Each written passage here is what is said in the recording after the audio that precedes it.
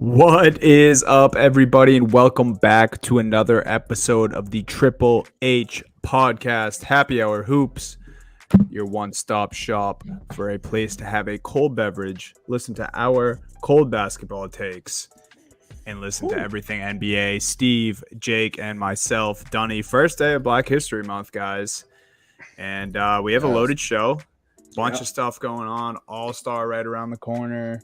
Trade deadline right around the corner, some more crazy performances, LeBron James, and yeah, how you boys doing today? With the greatest tech of all time, Pat right? Bev, yes. Easily. Oh my God, bro.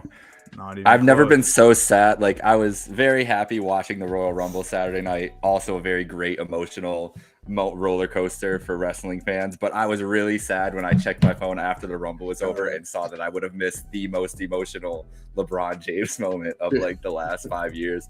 It was hilarious, guys. Like, it was just hilarious. I'm sure you guys had some thoughts that were much more different than that, but hilarious. So for anyone who complains, why do all-star players, bitch about not getting calls? This is why. Because the star player, LeBron James, throws an absolute tantrum on the basketball court, and everyone's going to follow suit, right? If LeBron can get away with it, so can I. But I mean, Dunny, I had to start the show with it because shout out Pat Bev for bringing a camera onto the court and trying to, obviously the replay wasn't on the camera, but just pointing to a camera to show a ref is the pettiest, greatest he had a thing still ever. shot. He had a still shot of the foul.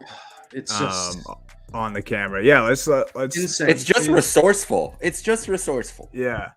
We'll breeze over the news here. We'll start with the Celtics Lakers last Saturday night. We'll go back to the news and notes afterwards. But yeah, Celtics Lakers madness, probably one of the better games of the NBA season so far. If you're watching, because the regulation was incredible. I mean, up until that moment, and then the overtime was just as exciting. I mean, you can't really beat Celtics Lakers in the TD Garden, one of the most historical rivalries in all of sports, let alone basketball. But the thing that everyone's talking about is the absolute hissy fit that LeBron threw that went mega viral. Rightfully so. I mean, he had every reason to be that upset. I think just people have a problem with the way he went about it. Clearly a foul on Tatum. Always been overly emotional. Like, why are we surprised that he freaked out? Like, everybody was like, "Oh my gosh, what is LeBron doing?" It's like, I've seen LeBron like literally screaming at refs, like looking like he's gonna cry for 20 years. Yeah, I think, at least for me, like, that's the approach. Like, I wish, like, or I don't wish, like, I don't really, I guess at the end of the day, I don't really care, especially because the Celtics got the dub. But why, like, I just don't understand, like, the head down, like, in like downward dog position, like on the ground. And so it's weird. It's literally how he celebrated winning the finals. Yeah, it's like a regular season game in January, and he's acting like, I don't even know, like he just watched his family die. But the craziest part to me about the whole thing is that he didn't get disciplined for his reaction when Pat Bev got a tech for the camera thing.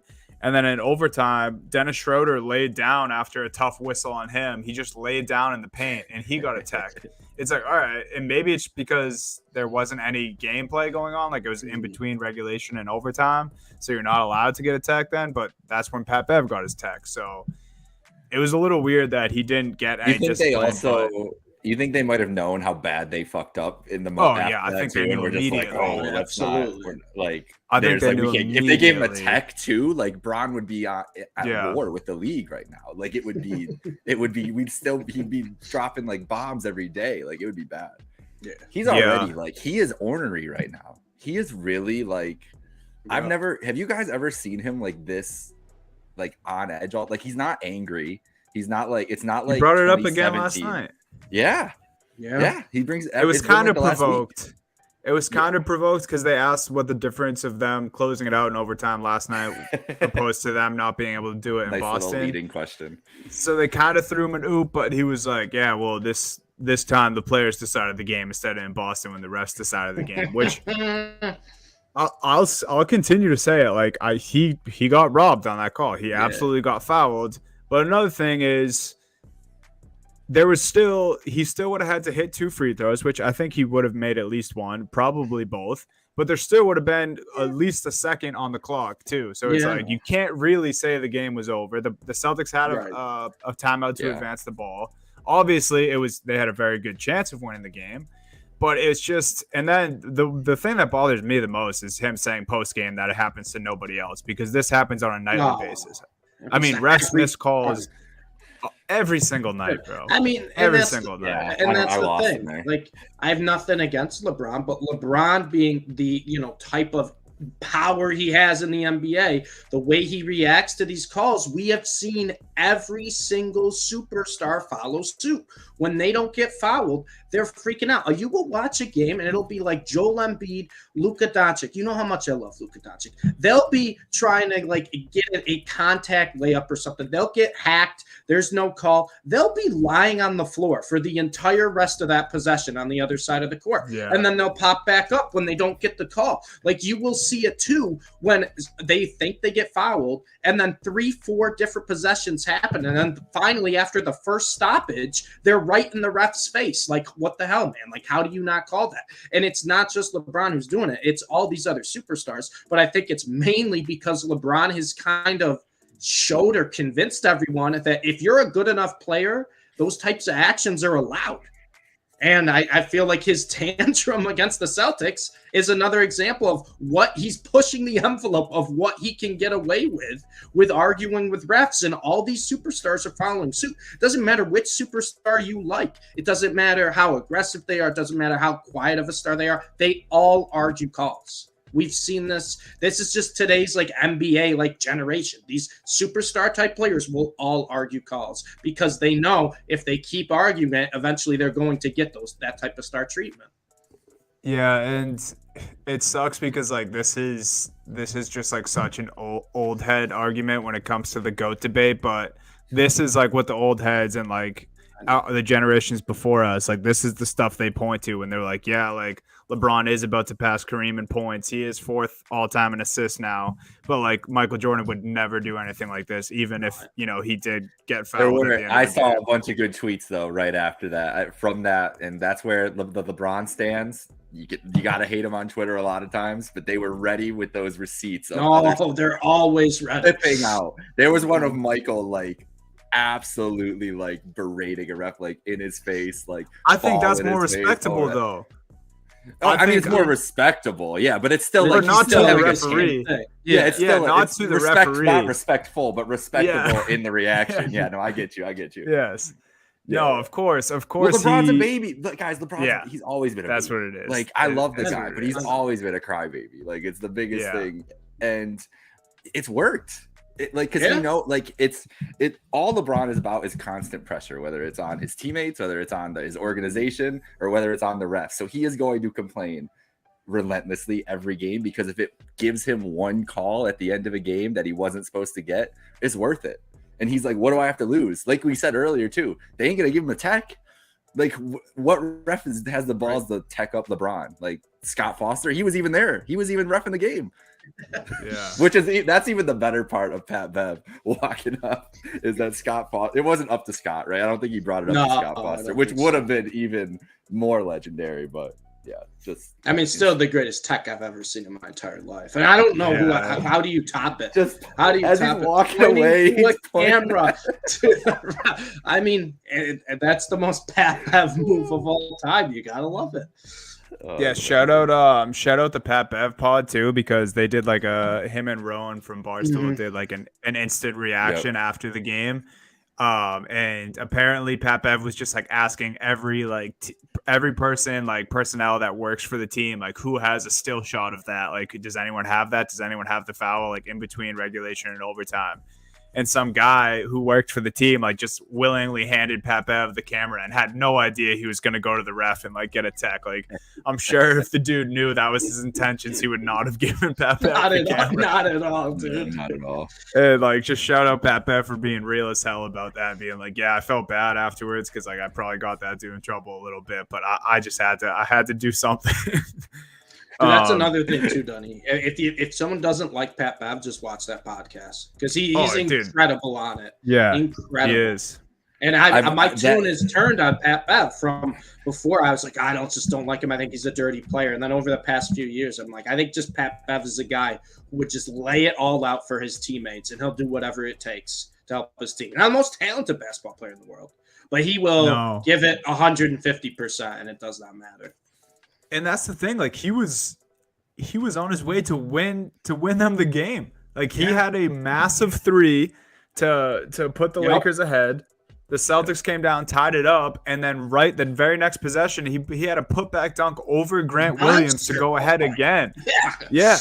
And it was like absolutely insane. And then, of course, he gets the tech. He puts the Celtics up 1 going into the overtime, like automatic free throw for Jason Tatum. They go up 1, and then I mean, it was still back and forth in the overtime. I thought the overtime period was just as entertaining. Jaylen Brown was an absolute monster. 11 points in the overtime period.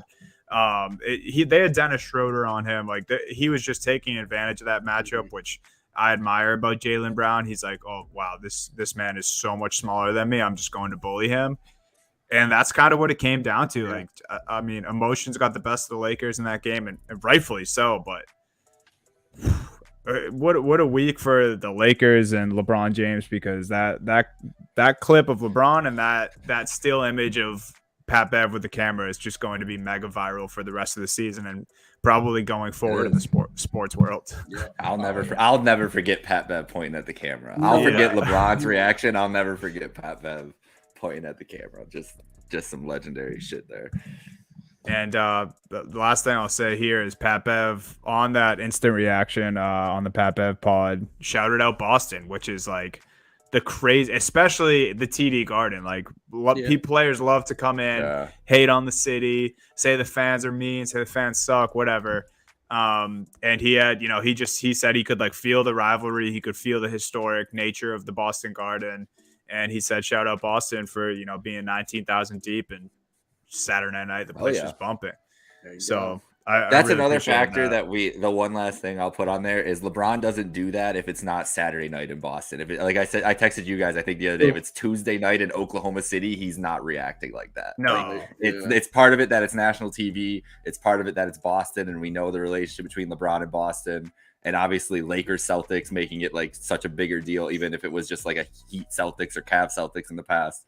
Like it was definitely a lot of factors that brought the emotion into it. And I watched back as much as I could of that. He was balling out. Like that was a game where LeBron was like selling out everything. Like, and he's been doing it for weeks now. He did it again last night too, was literally doing everything. I've never seen him more active defensively in like 7 years than this year, which is crazy. It's just like, I see like as someone who's, like played, whatever amount of sports I've played in my life, like you can just see like when you're so competitive, so locked into like a game like that, and then it goes the other way. Like I've had some crazy reactions that would never happen again in real life to situations like that. And so I got it, but also it's kind of funny. Like it's pretty funny. Yeah, it's crazy. And I said we would backtrack to the news. Yes, and we'll start from the bottom here because we're on the LeBron topic. Mm-hmm. We ran out of time last week, and I was honestly gonna say, and it's funny that all this wrench got thrown into the mix while thinking about LeBron James. But I was gonna say this last week on the pod, and I forgot. But I have to backtrack about like 4 or 5 players because I think right now LeBron's the best player in the league again, and he may have always been. Yeah, I think he may have just never left that spot, and maybe I was just blind to it. But like there was a while there that I was like Giannis, Luka, KD, and like maybe even a few other guys you could put in the conversation. No, not for me, not yet, dude. Like this is insane what he's doing. The run he's been on the past couple months. He's averaging over 30, at age 38, 8.5 rebounds. Never averaged over 30, right? As far as I remember, I don't think he ever has in his career. I don't think he has. Last 10, like he's going absolutely bonkers. He's averaging nearly 35 in his last 10, 9 almost rebounds, 8 assists. Yeah, almost a triple double. He had a 28-10 or 28-11 and 10 last night. Yeah, his first triple double. And they need every bit of it. Like they're in overtime last night, and he has a triple double. Like it's. I will say though, Rui's been starting I to was play gonna pretty say. decent for the Lakers. Yeah, He has been a help. Him That in the lineup starting last lineup night? last night. Yeah, that was sick. That I liked it. overtime lineup when you got Westbrook, Schroeder, Rui, LeBron, and AD. I'm looking at it, I'm like, damn, that's like a professional It's not basketball bad. team out there.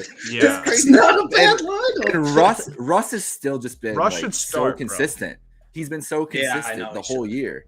I think I love him though on his bench minutes though. He gets into a rhythm. Like now he's kind of figured it out and he I can just do kind of too. take over right away. And he gets in there with like 5 minutes and just it's full steam ahead right away. And I just Right. love that Because- like because little a lot I of guess the that's time true. they get. It's working. Yeah. A lot of the times He he'll should come off be the bench starting. or when LeBron goes on the bench for a little bit, and it just kind of gets Russ into the game because then it's like, all right, it's running through me.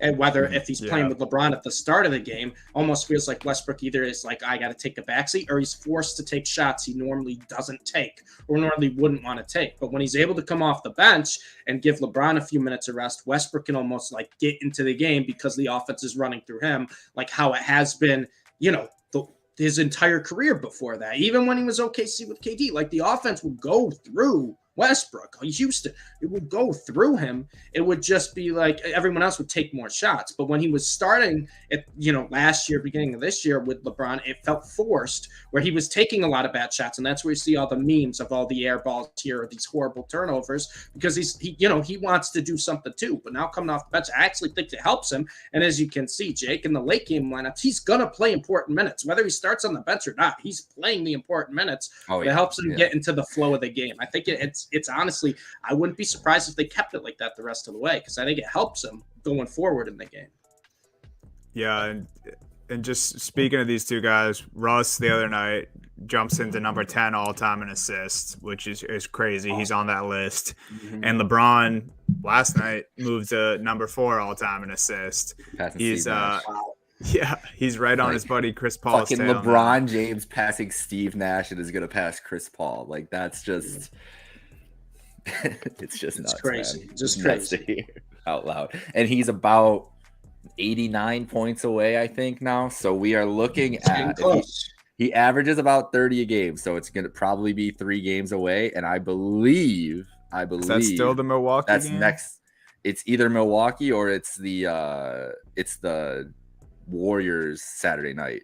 No one way. of those No two. way it's gonna be Warriors. That would be... No, actually, right now he's gonna sit one of these games. Oh, he's not yet.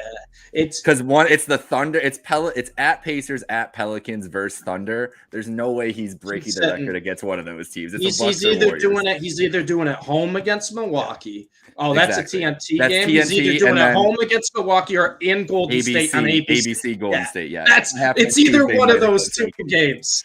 That might seems like the latter. Yeah, he's definitely sitting out like tomorrow night or something. He's either sitting out against the Pacers or he's sitting out one of those road games in New Orleans. Yeah. Exactly. Yeah, because there's just no way. There's no way he's breaking it. No shot. LeBron's breaking it in OKC. Yeah, that's not what's happening. It is perfect that it could happen on national TV, like against the Bucks or against the Warriors, though. Like, and they set it up that way, obviously. Like this whole week, they'll find a way. And I'm gonna tip the cap to the schedule makers for knowing how much LeBron averaged and like, all right, this week we're gonna put the game against the Celtics, the game against the Knicks, the game against the Bucks, and the game against the Warriors all in there and try to get it done. Because it was literally like it's such a like the 4 biggest games on their schedule, basically, like national TV wise. And it's like, oh yeah, let's just maybe do that at the same time Bron could break the record. Very smart. I like it. There you go. And speaking of breaking records and the Warriors, Steph this past week also passed Wilt on Monday night, actually, for the most field goals made in Warriors franchise history. So, I mean, he's cementing himself even further as just the greatest player in Warriors franchise history.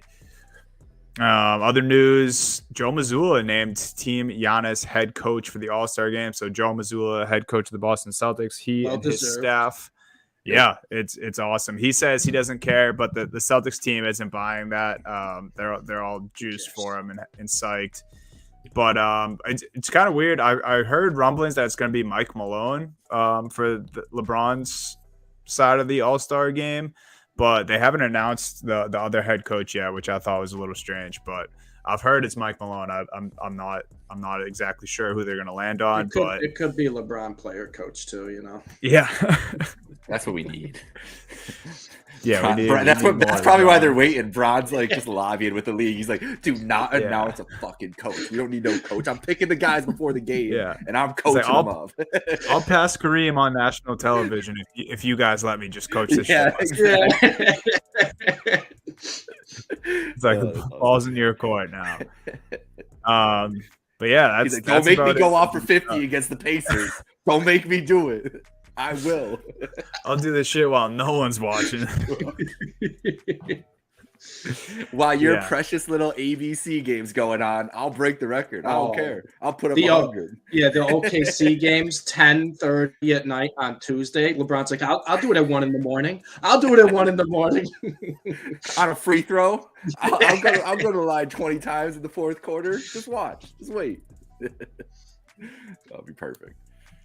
Insane. Yeah, that's pretty much it from the news and notes. A lot of history, a lot of Lakers centric there. But let's get to the Happy Hour Hoops power rankings.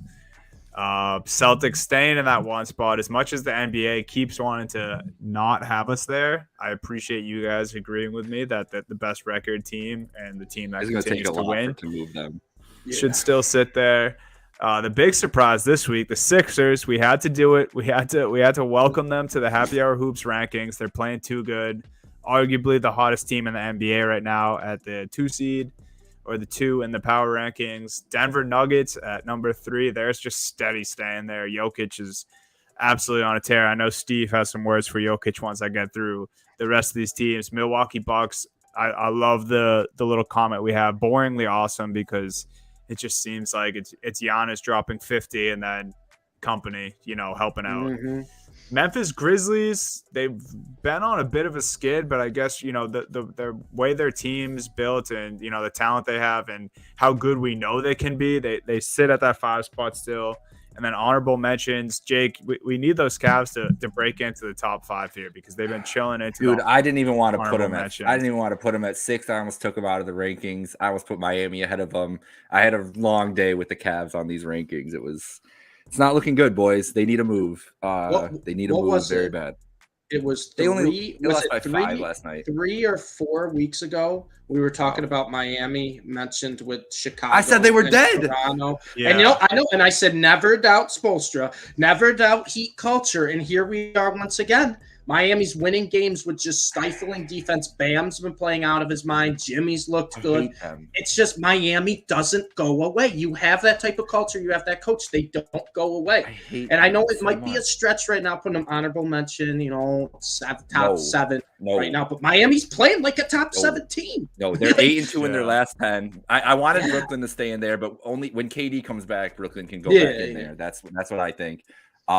Dude, no, I was texting my friends yesterday leading up to that Cavs game. My one friend, he's the more optimistic of the bunch, but he was like, no, we're going to smoke them. I was like, dude, I am so nervous. And this is such a huge game because they are breathing down our necks, playing well. Mm-hmm. And the Cavs problem is they just get bullied, man. They just get bullied. And in key moments, like Bam had his way in key moments. Jimmy Butler had the absolute nail in the coffin jumper. Where do you think he took that jumper from, guys? If you didn't see, did you guys see the end of the game? Just take a guess where Jimmy Butler took the dagger jumper from. Dunny, don't say anything. Steve, where did he take it from? Probably the baseline on a little turnaround. It came across the lane, got to the right wing, little turnaround, and Mobley looked like he had no idea what the fuck was coming. I'm like, bro, that's Jimmy Butler's done that every day, every time. You know exactly where. I'm watching. I'm sitting this. I'm like, all right, he's going to the left. He's isoing. He's gonna come across. He's gonna come back across and get his little fadeaway jumper, and he's gonna bury it, and they're gonna go up by 5, and this game's gonna be done. And Mobley just lets him go the whole way. And I'm like that's just, it's little things like that.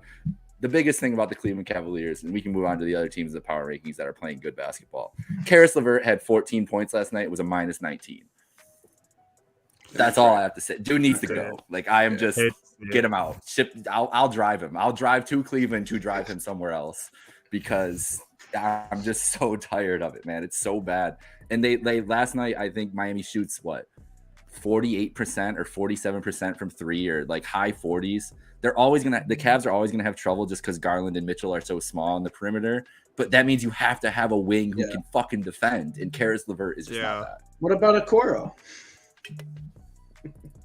Okoro's also not that. I'll answer for Jake. He was out. I just love bringing up Okoro. He's better defensively. I'll give him that. He is much better defensively. And he's actually been shooting like average. I wasn't going to say good, but he's been shooting like league average from three. So Okoro's off my shit list. They need to get rid of Karis LeVert really, really. And every team in the league is apparently asked about Karis LeVert. That was the report the other day. So something's going to happen with it, I'm sure. Steve, talk your talk on the Nuggets here and tell us why they're going to be the number one in the power ranking next week. I think this is one of the best teams in basketball. Their biggest issue right now is the bench depth, and I think come trade deadline they may make a few moves. It's a couple rumor, maybe Bones is rumored, but Nikola Jokic is no one can say he's not a 3-time MVP right now. What he's doing, I watched the game last night, the entire game, Nuggets Pelicans, and it's Jokic put up video game numbers. I think it was 26, 18, and 15, which is just insane. But it was the passes he's making, guys. Jokic, I've never seen a big man make these type of passes that Jokic is. It's one-handed passes. It's cross-court passes. It's no-look passes. He crossed over Herb Jones. He broke Herb Jones' ankles, splitting a double team and scored. Nikola Jokic, who won the back-to-back MVPs, is playing significantly better this year than he has the past 2 years. And not only that, if you watched the game last night, Jamal Murray is starting to get very close to back to full Jamal Murray. And that is terrifying for the rest of the league because Aaron Gordon's taken a step up and played great this year. MPJ's starting to play a little bit better, a little more consistent. You have Bruce Brown, who's given him really good minutes, and Jamal Murray is looking like Jamal Murray. Like it's looking like he's 100% Jamal Murray. And you take those guys and you put it with Jokic, who right now is not allowing anyone who follows the NBA to even argue that he's not going to win a third MVP with the way he's playing right now. He's averaging over a 25-point triple-double. He's averaging a triple-double. Not only that, he's playing with the highest efficiency about to be in NBA history. And the Nuggets are winning games. What was the biggest argument before about, Jokic isn't going to win a third MVP? The Nuggets are going to choke in the playoffs because they don't win these big games. They're winning these big games. The only one they really did lose is when Embiid scored 47 on them, which, you know what? That's why Philly's at 2. I don't agree with it, but that's why Philly's at 2. I understand it, but Jokic is having these clutch-type moments. They're winning these big games now. So I feel like right now, the Denver Nuggets, I think, are the best, if not the second best team in basketball. I really do. It's crazy because Jokic, if he wanted to, could be averaging well over 30 as well. But it just speaks to his greatness because he's not averaging 30. He's averaging 25 triple-double, and he's the best team on the best team in the West. All right, let me present this to you because I brought it up earlier to you guys too. If the Lakers are the 6th seed and LeBron keeps playing like he is it going to be Jokic or is it going to be LeBron? Because you know that I'm not just saying this because I want it to be LeBron. Obviously, I want it to be LeBron. But I legitimately think, if they start winning and like he keeps playing like this, that after All-Star break, it's going to start, the train will start rolling in for it. It might, but if Jokic is averaging a triple-double and the Nuggets are the 1 seed, there's nothing they can do to not give him a third. There's no way you can say that's not a third because look at some of the MVPs like in the past, right? You had crazy statistical seasons without really the winning or whatnot that won over LeBron James. It's if Jokic does it, and I know they don't want to give him a third. They don't want to give him a third. He's not giving him a reason. Like there's no leg to stand on right now that Jokic doesn't deserve a third MVP. It's not only that, he's blowing out everyone in these advanced stat metrics too. So you have the stats on your side. Now you have the wins on your side. And he's putting up these type of highlight reel plays. Like I told you last night, some of these passes, go back and watch all 15 assists he had. There were a few where it's like, all right, pass to the wide open shooter. but his court vision is unlike anyone else's. It's unbelievable. The reads he was making, the way he was passing people open. I mean, it's just, and as much as I love the guy right behind me over there, good old Luka Doncic, who was putting up ridiculous numbers, I can't argue it right now. Jokic is the MVP if he stays healthy and continues this pace. Right. I can't argue it. I can't do it. And I know there's going to be LeBron stands that'll argue it. And I get it with the age, that might play a little factor. But if the Nuggets are the 1 seed in the West, there's no way. They're going to bring up the rosters too. It's going to happen. And they're going to bring up AD missing games. I've been in the world too long, guys. I see it all. Like I'm on the outside, but I'm on the inside. It's a beautiful spot. They're going to bring the thing. No, you won't see my MVP campaign unless it's like end of March and it's like he's really close. Then my Twitter will just go crazy. Don't worry, you'll see something. But I think you're right. I think it should be Jokic at this point if they're the one, especially if they're the one. Like in the league too, like because they're only a game behind the Celtics now. Sorry, Duncan, but I mean that's crazy. Like they're just going on a run though. They're just going on a run. But it's also Jamal Murray is back to Jamal Murray. Back. If you look at what he's been doing lately too, not just like the points he's putting up, but the way he's playing, the confidence he's playing at, the step back looks like the confidence, man. Step back, exactly. Once you get that confidence, once a star player gets that confidence, it just switches just like that. I will say I wasn't awake to watch the game last night, but I did. I woke up like right when it ended, and my TV was playing it, and I just heard Jamal Murray talking to, I forget who was interviewing him. Honestly, I was literally half asleep, but I just heard Jamal Murray say, this is the basketball we can play, and what we're focused is on, playing into June and winning a championship. And I'm like, honestly, they have one of the deepest rosters in the league. If Jamal's playing like this, if Jokic is playing like that, there's no reason they can't come out of the West. So. The confidence is there. Jokic is playing like that. Yeah, they got a good case to be that team this year, but they got to hold up.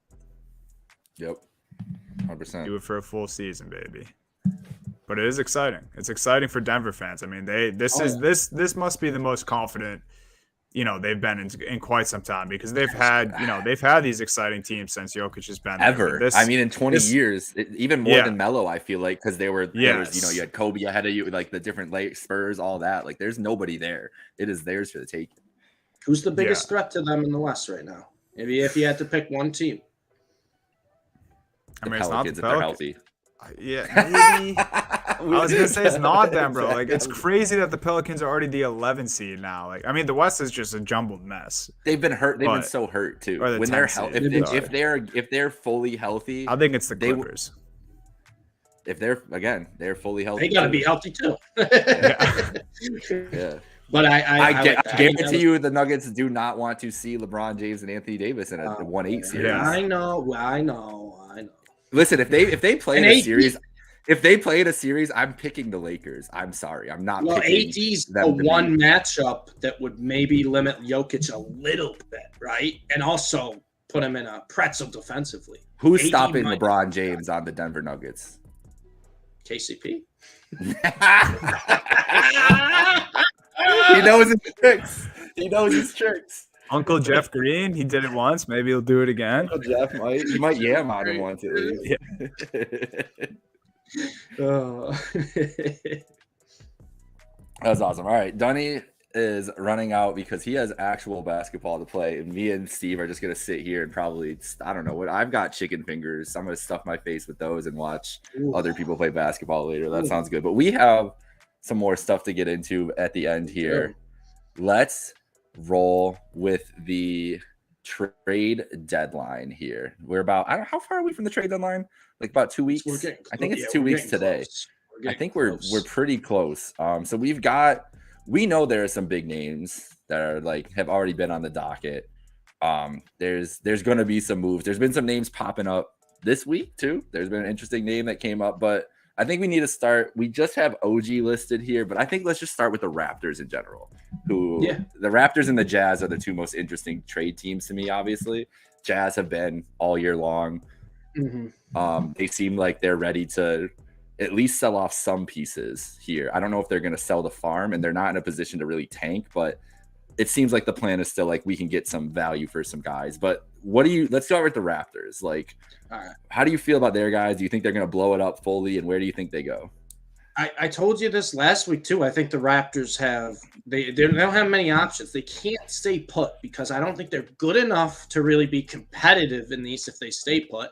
And I also don't think that they're buyers. So by logic, it would be blow it up. And then if you look at their roster, I think the only true untouchable guy they won't move is Scotty Barnes. They'll have to get a king's ransom for Pascal Siakam. So I assume Pascal's going to stay. I'm looking at OG Anunoby, and I'm looking at probably Gary Trent is probably the two pieces there. I think Anunoby is a big kind of draw for a lot of teams because he's a guy. He is obviously he's one of my favorite players in the league, but my dream Cavalier. Like if you're talking about what they need. Oh, you're talking about a dream player to go to the Mavs. I'm right there. I'm right there with. So I mean, but everywhere he's literally could slot into anybody's lineup. Yeah. And that's the thing. I look at OG Anunoby, and I almost look at him as a better version of Mikal Bridges. And what do I always say about Mikal Bridges? He's the best kind of teammate to have. He's never going to score 30, 35 in a game, but he's going to hit his open shots. He's not going to make mental dumb plays. He's a lockdown on-ball defender. Lockdown on-ball defender. He can handle the ball a little bit himself. He can pass the ball a little bit himself. Not a crazy playmaker, but decent enough. Just a well-rounded basketball player and someone you want on the floor to play a lot of minutes for your team. Also, he's not going to miss many games. Anunoby's going to play pretty much every single night. I think he's a great ad for a lot of these teams competing, going for the playoffs. Obviously, I would love him to go to the Mavs. Obviously, I know you'd love him to go to the Cavs. You look at a few other teams that could be decent fits. I mean, I know Dunny has the Knicks listed here. I could see it a little bit. I'm looking at Milwaukee as well, as I think Anunoby would be a big help to Milwaukee as well. But he's a guy really, like you said at the start, Jake, it's a perfect fit for pretty much every team besides the teams that already have an OG Anunoby.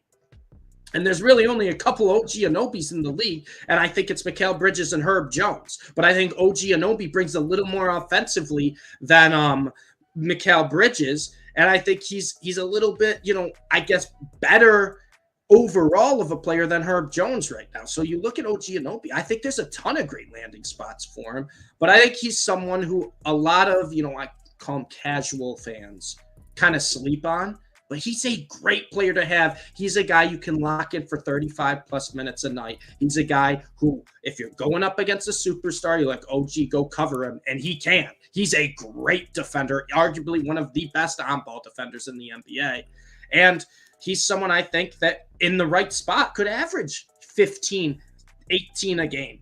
So I think Anunoby could really go anywhere and be a great fit for a lot of competing teams. And I think it's a perfect spot right now because I don't think Toronto is going to want to hold on to him and they're going to want to get assets because I don't think Toronto's competing right now. And I think they know that. And I think they know that the window is kind of shutting quickly if they want to do a full rebuild, because what you want to do is you want to get assets to build around Scotty Barnes, who has actually been playing out of his mind this past month. Yeah. He started slow this year. He finally stepped it up in January, his best month by far this season.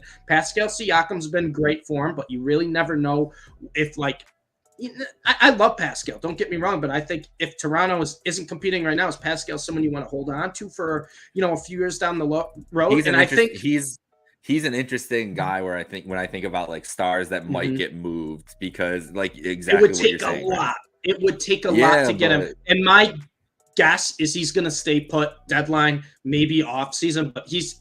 I love. Know how much I love Pascal. I think he stays put. But that means I think these role guys in Toronto are the ones who kind of get traded off. We're looking at Gary Trent, maybe Van Vliet, but for some reason in my head, I just feel like Van Vliet's always going to be with Toronto. And then OG Anunoby, who we talked about, I think is probably the biggest piece because I think they'll get a decent return. And also I think he's going to draw the most interest because there's so many teams that can use an OG Anunoby type player on their team. Yeah, definitely. I've been looking at Miami as an OG Anunoby place. If you think about Kyle Lowry, Tyler Hero, Jimmy Butler, OG Anunoby, Bam Adebayo, Final Five, that's That's pretty, Not bad. and maybe not even Lowry. Maybe it's, whoever it is, if it's Caleb Martin, whatever guard that they need in that position, because it hasn't been Lowry all year. But still, those four together, especially defensively, I think he'd be written all over. Exactly. He is a Heat culture guy through and through from everything I think Portland's a very interesting place where they need another piece if they want to make the playoffs, and it just feels like he would slip in right there with Simon and help so much defensively too, and just solidify that lineup. It could be. I really like your Milwaukee pick there because they just need some youth. They need an injection of something. Portis, who's been playing great, is hurt and out for an extended period of time. Middleton's been coming off the bench lately, and he just hasn't looked like the Chris Middleton pre-injury. Drew's getting up there in age, and it's just like I don't trust these guys like Grayson Allen, Javon Carter to play these, big type minutes with Milwaukee. And I think Anunoby would be perfect for Milwaukee because then you're looking at two stretch forwards, Giannis and Anunoby playing together. That is the scariest defensive combo in the league right there. Yeah, and if you can have Brooke out there too, good luck getting into the paint. Good luck. And and even if Middleton's at your 2 there too, your smallest guy is Drew Holiday, who's like 6'4" and is a tank. Like it's impossible to move. 6'6", 6'7", 6'7", and then you got 6'7" Anunoby, 7 foot Giannis. I know he's not listed 7, but he's 7 foot, and 7 foot Brook Lopez. Yeah, good luck scoring on Milwaukee. Yeah. They're an interesting Van Vliet place too, Milwaukee, because of what you were just saying with Carter. I think that I would rather have Fred Van Vliet than Javon Carter. I feel like I would too, but I also think Van Vliet's probably going to go somewhere where he has a larger role. Would be my guess. I'm with that too. Maybe he goes to like a lesser team in the off season because I feel like he wants to get a payday no matter what. Like he's definitely going to be a rental and wants to test free agency. Yeah. Bones Highland is the guy I want to talk about next because this is kind of new. Like Bones is. Basically, he did the old unfollowed the Denver Nuggets, took out Denver Nuggets guard from his Twitter bio. Like it's not looking great for Bones. He's a pretty young guy and a good contract. There's going to be a team that takes a chance. Yeah. High potential, and I think a team should take a chance on Bones because when the Nuggets have had injuries and he's had to fill in, he's played great, and he is a raw talent, but he's got super high potential, and I think it's just kind of a frustration thing, right? Bones looks at this roster now that the Nuggets are fully healthy, and he's kind of the odd man out. He's going to get his minutes off the bench, but he's kind of the odd man out in these important games, these important situations. They're playing Brown late game minutes over him. Why? Because Brown's a veteran. He has the experience. He's a good defender. Like he's not going to put trouble. And they just paid him a good chunk of change too. KCP, they're going to play over Bones Highland in these, close games, late game situations. They don't need Bones' creation at the end of the game. That's the last thing they need.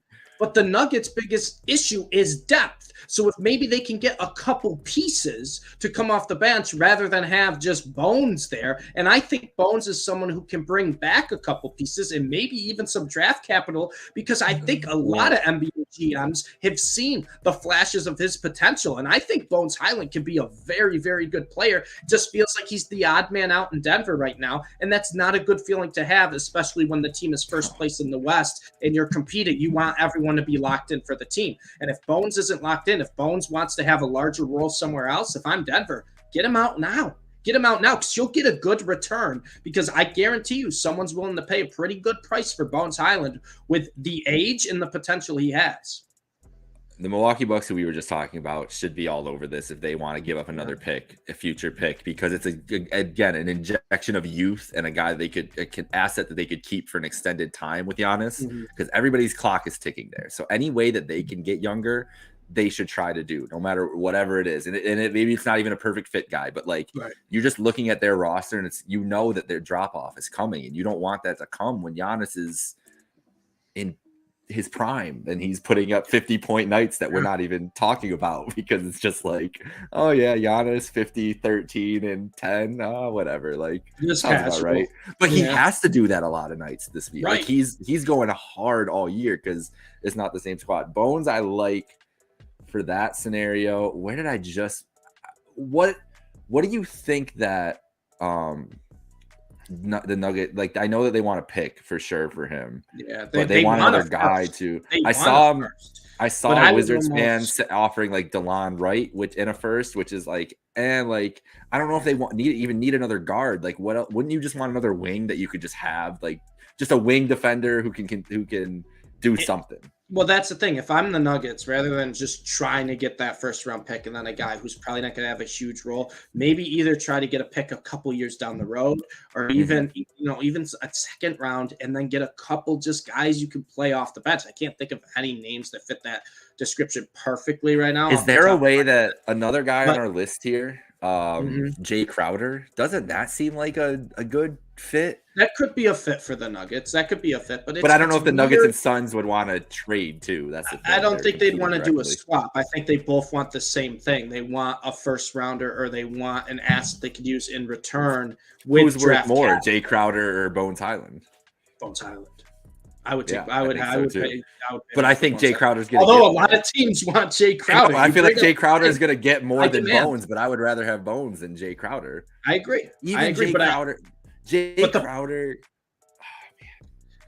The reason, Jake, and I get it, I understand like your frustration. The reason I think Jay Crowder would get more in return, experience, and what you're gonna get in that. Everybody calls him. Everybody calls him a 3-and-D, and he shoots like 33%. He's not a good 3-point shooter. I get that. I completely understand that. But what do these teams competing want? What are they usually looking for at the deadline? They're not looking to get a 22-year-old that's going to develop over the year. They're looking for a guy they can plug in. If Jay Crowder is somewhere that a playoff team can get, if Jay Crowder only plays 15 minutes each playoff game, but he gives you decent minutes off the bench, he plays good defense, and he shoots 4 times and goes 1 of 4 with a 3-point shot, they're going to take that. They're going to take that. And so that's why I think at the deadline, Jay Crowder is that type of player where he'll get more. But in my opinion, like obviously competing teams aren't going to go after Bones, but I think Bones Highland actually is going to go somewhere where he's going to have a larger role than he does in Denver. So I don't think it's going to be a team competing for a ship this year, maybe a couple years down the road. It'll be interesting to see who goes after him, but I think that's kind of the way you go after Bones, in my opinion. I don't know.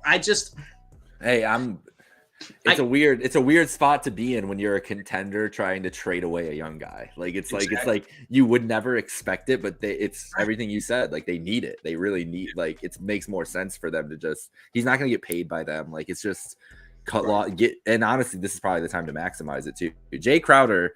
The Bucks offered apparently Serge Ibaka, Jordan Nwora, our boy, George Hill, and a 2nd-round pick. Would you have taken that trade? I hate Ibaka and Hill right now. Exactly. That's where I'm at. In a second. Right now, it's Nora in a second. And if you're the Suns, what does Nora in a second do for you? Hold on to Jay. At that point, you're like, just let's hear other offers, right? What does that do for you? Is it a fair value right now for Jay Crowder? I guess. But what does it do for you? I don't know. I don't know.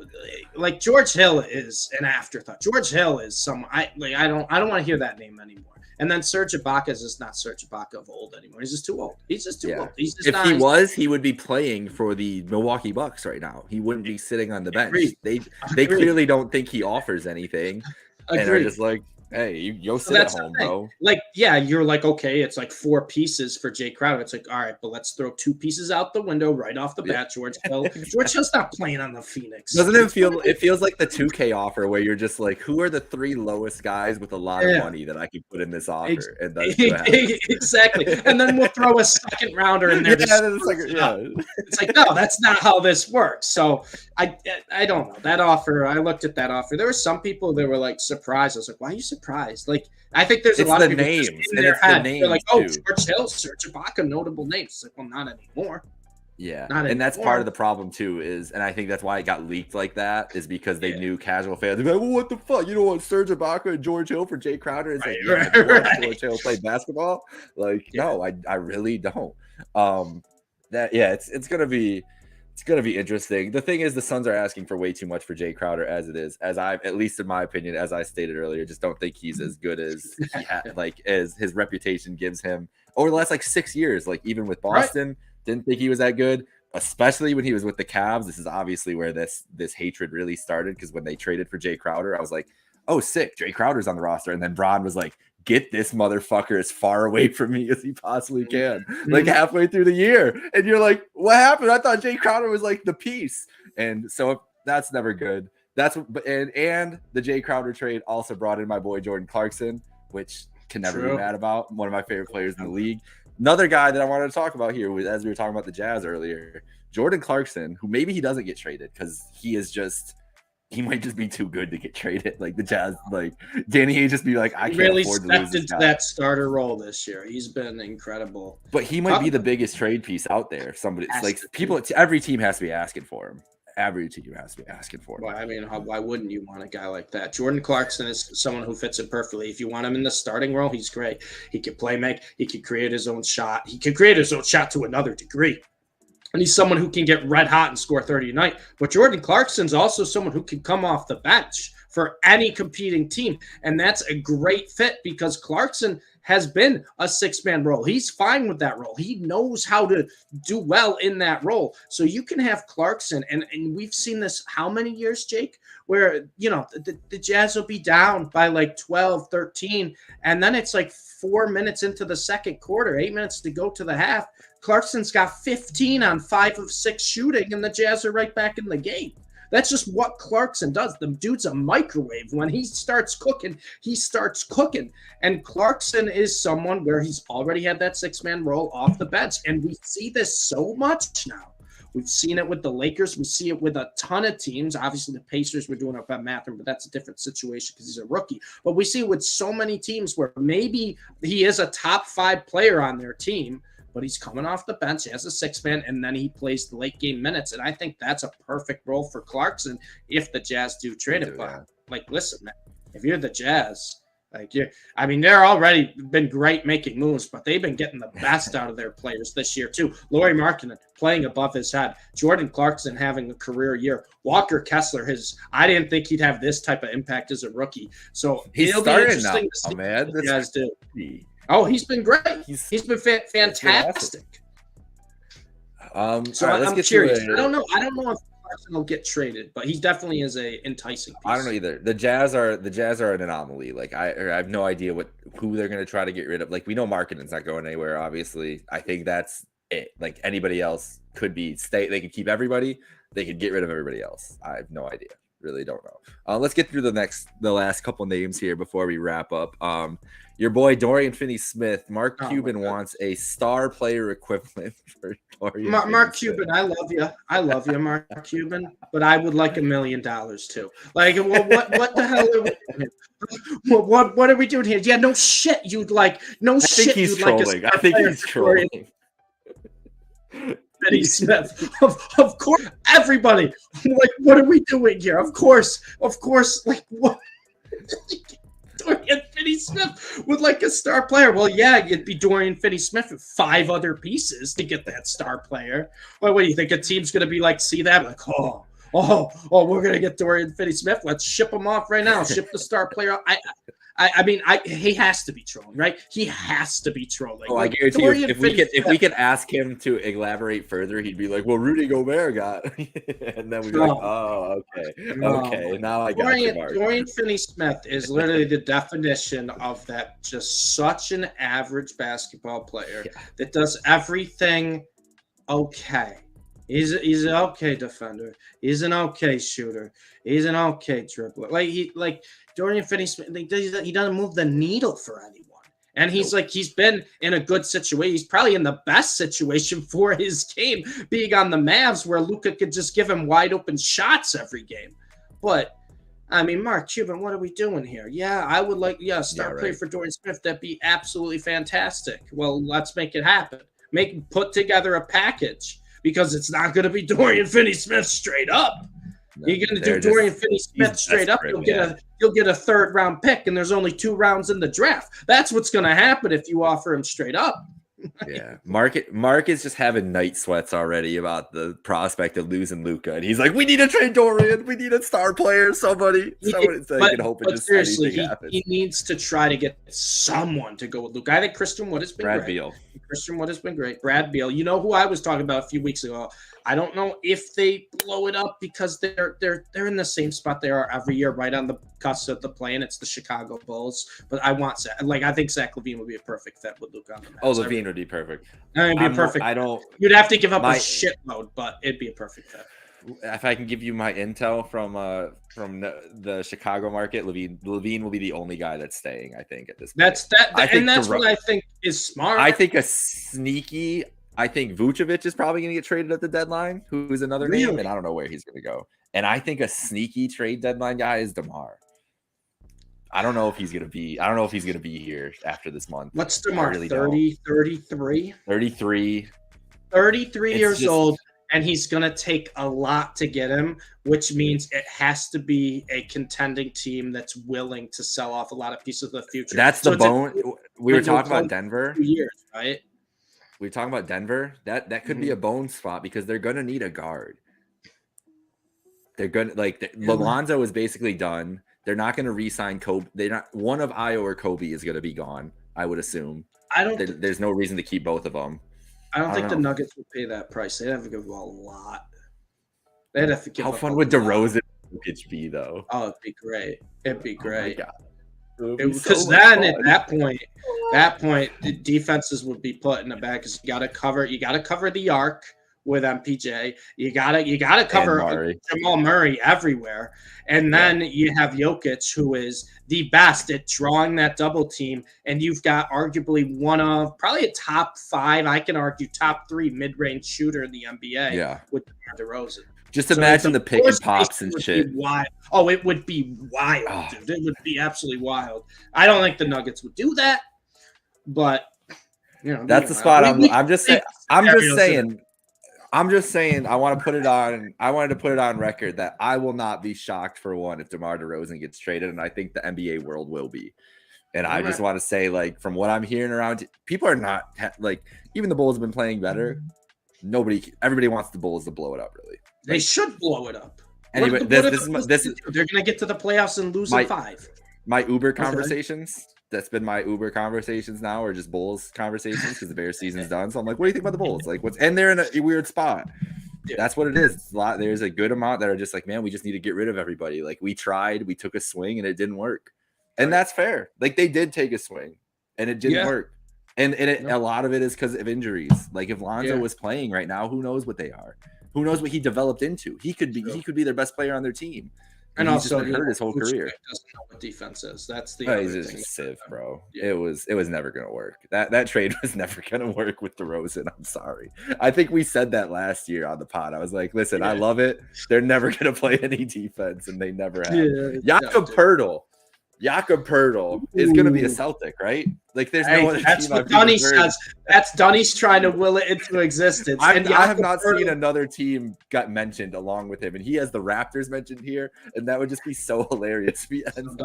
So dumb. No, but I mean, Jakob Poeltl is also one of those guys too that would be a perfect type of Celtic.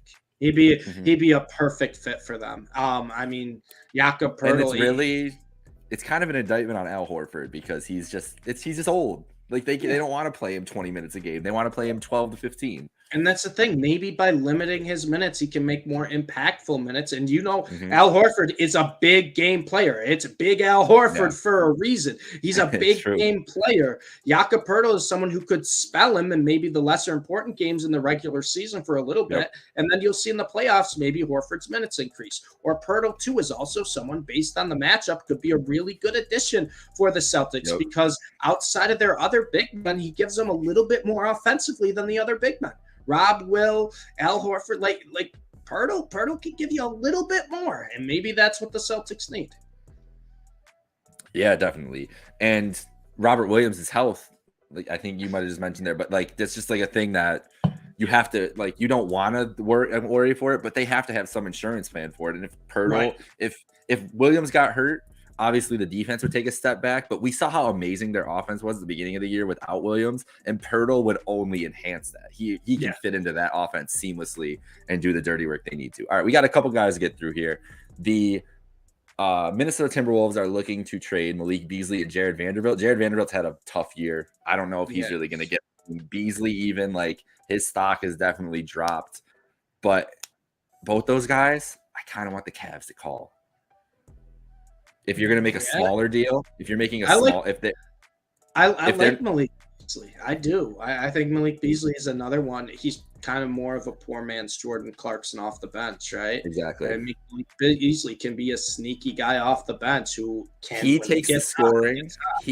He takes the scoring for LeVert, and Vanderbilt brings you the wing depth that you need. And he's not exactly a 3.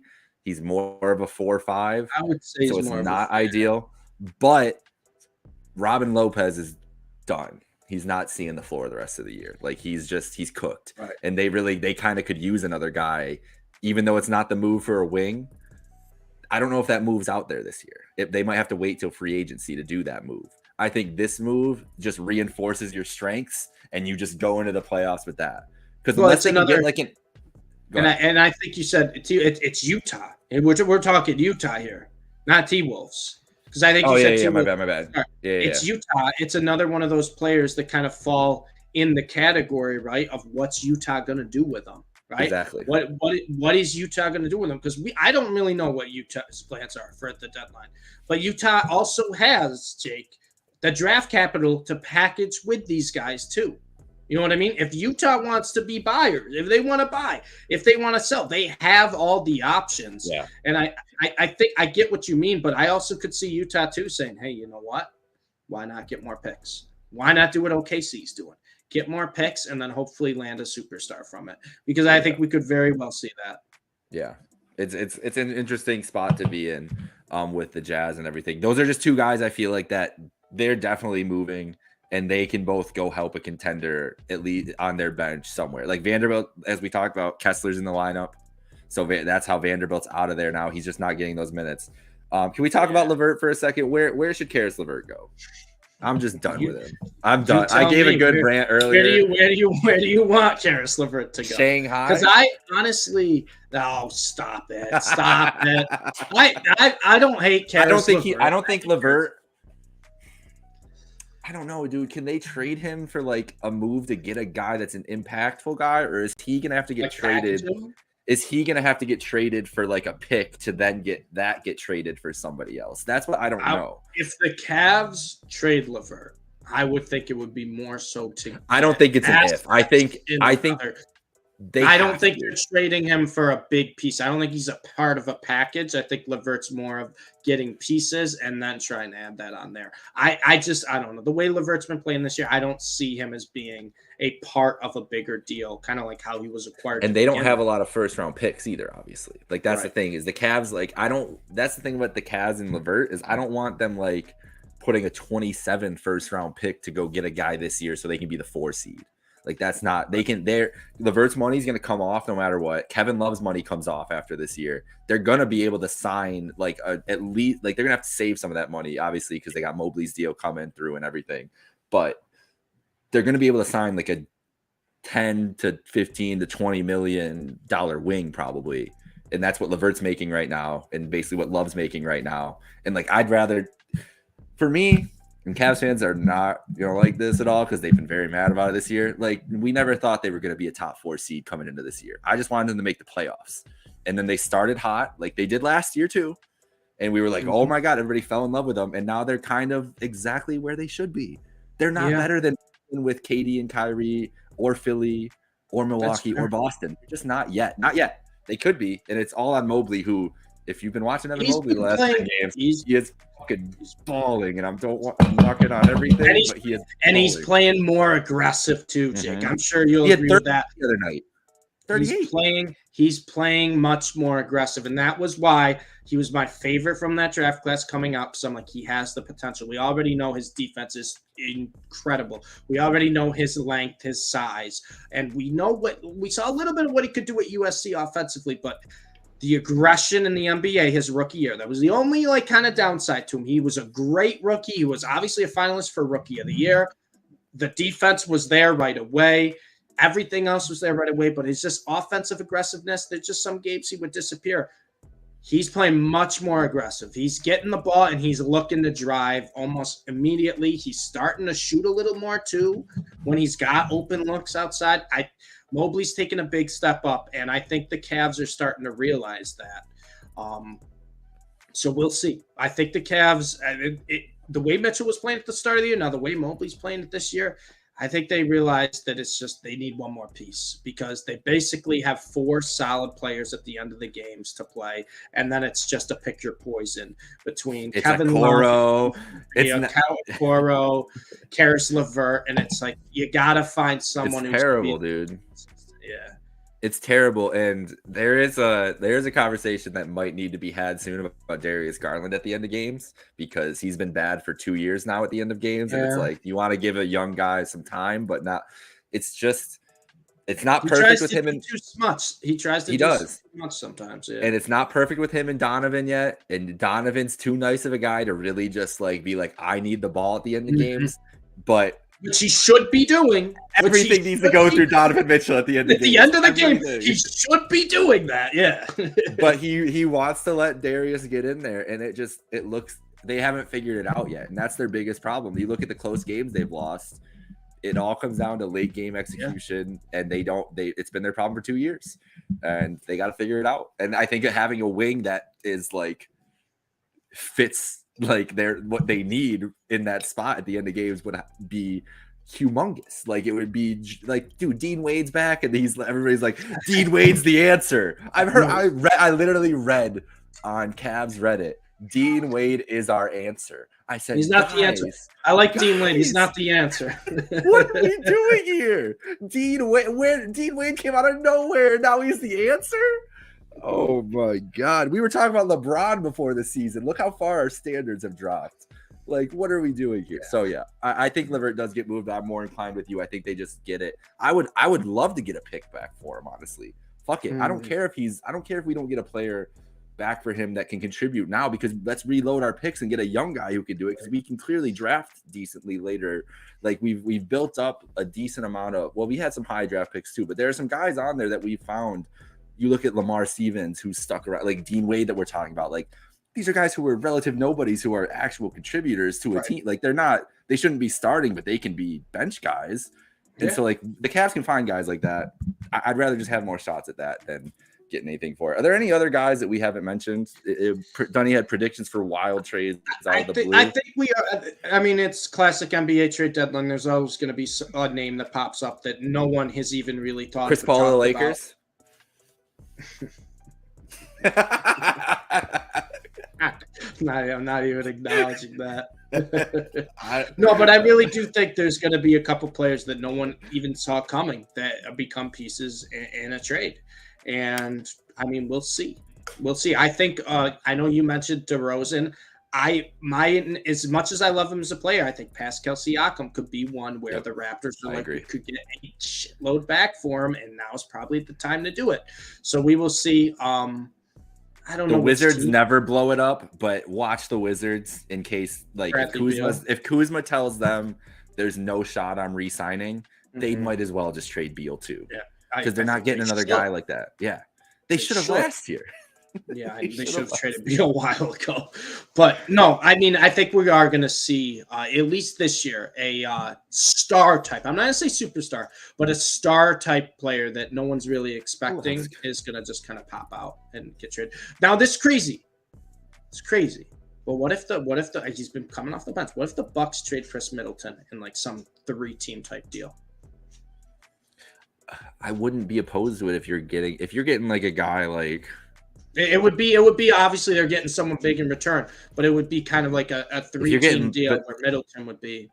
If you're getting a younger, say you can get Levine, this trade would never happen. Never. Chicago would never trade with Milwaukee. Like these guys.